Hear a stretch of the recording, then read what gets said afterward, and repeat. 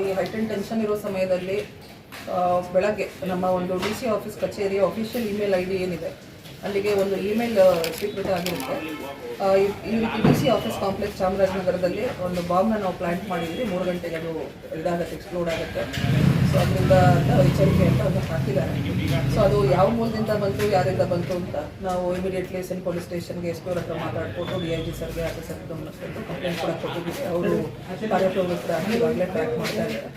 ಆದರೂ ಕೂಡ ಈ ಥರ ಥ್ರೆಟ್ ಬಂದಾಗ ಅದು ಫ್ರ್ಯಾಂಕ್ ಇರ್ಬೋದು, ನಿಜ ಇರ್ಬೋದು, ಸುಳ್ಳು ಇರ್ಬೋದು.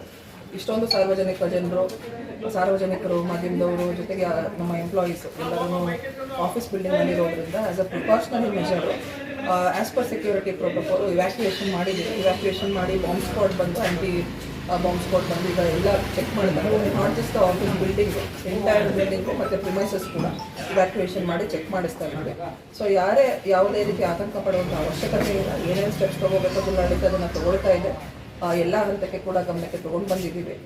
ಅಡಿಷ್ನಲ್ ಆಗಿ ಏನಾದರೂ ಡೈರೆಕ್ಷನ್ಸ್ ಬೇಕಂದರೆ ಕೂಡ ಸ್ಟೇಟ್ನಿಂದ ಕೂಡ ಕೊಡ್ತಾರೆ. So as a precautionary measure ಮಾಡಿದ್ದೀವಿ. ಸೊ ಸಾರ್ವಜನಿಕರು ಕೂಡ ಆತಂಕ ಪಡುವಂಥ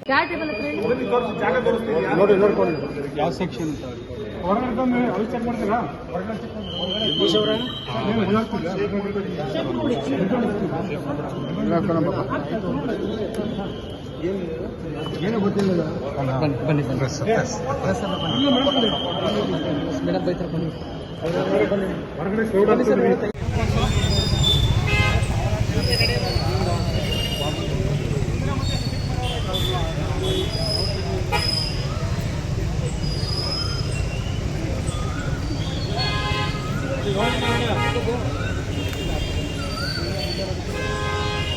ಹಂಗಾರೆ ಆಮೇಲೆ ಗೋಲ್ ಸೈನ್ ಮಾಡ್ಕೊಳ್ಳಾಗ್ರ